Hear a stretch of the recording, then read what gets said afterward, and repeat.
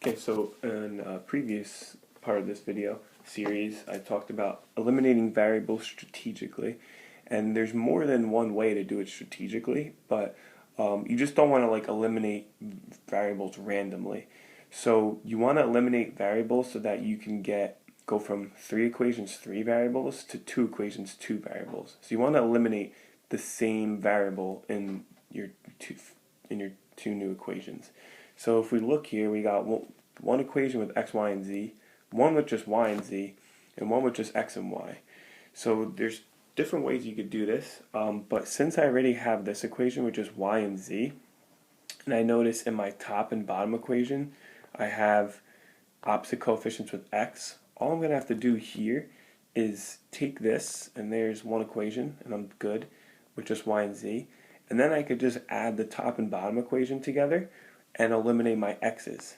So those cancel out, then I get a 3y, and then negative 3z plus 0 is just negative 3z, and then negative 1 plus 1 is just 0.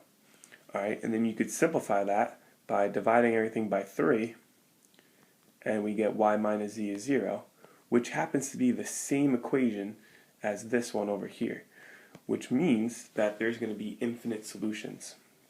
Alright, now if you didn't realize that these were the same equations, alright, what you would have done next is just take this equation here, and then this equation that we found from adding the top and bottom equations, and then when we want to go eliminate a variable, alright, so let's say we multiplied everything here by negative 3, when we added these together, alright, we would have gotten 0 equals 0, which still tells us that there are infinite solutions.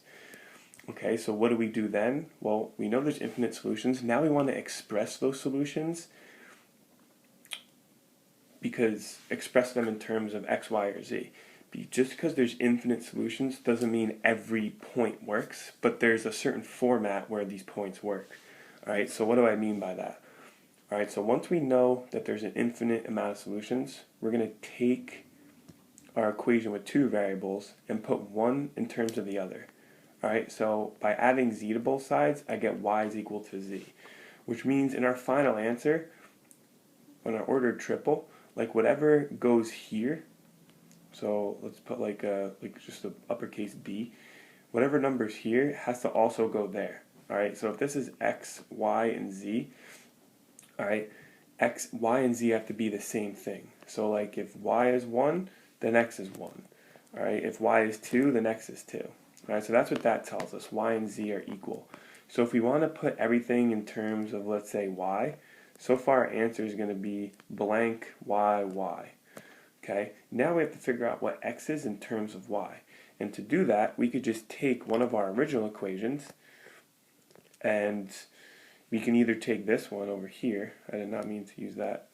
Alright, we could take this one over here, which already has x in terms of y, because it's just x and y. And we could just solve for y. So we get x is equal to negative 1 plus 2y. Alright, so now our ordered triple would be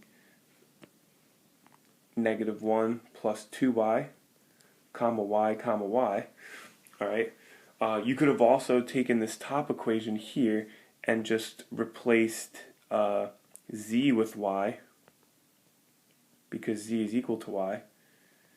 And then if we solved that, we would have also gotten x is equal to negative 1 plus 2y.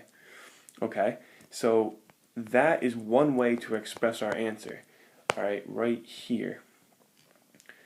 Now, if you did this on the calculator, what they do is instead of using x, y, or z, they introduce like a new variable. So let's say we'll put it all in terms of c, right? Because the calculator uses c. That's one way to express your answer, right? Where c is any real number. So this system up here that we solved has an infinite amount of solutions, okay? And in order for it to be a solution, it has to be in this form right here. So that means, let's say c was, it could be any real number. Let's say c was 0. If we plug in 0 for c, once ordered triple, that would work, would be negative 1, 0, and 0. And if you plug in negative 1, 0, 0 into any of those equations, it's going to work. Alright, let's say you plug in 2 for c. Alright, well we get 3, 2, 2. That's another set that works. Alright, so every solution set is going to be in this form here. Now, if you look in the back of a textbook, it might be a different answer. Sometimes they solve, like they might put it in terms of x, which would change what these are, but it would still give you the same numbers. So if you're ever unsure if your answer is correct, if it's different from the answer key, try to find an ordered triple and see if it works in both forms.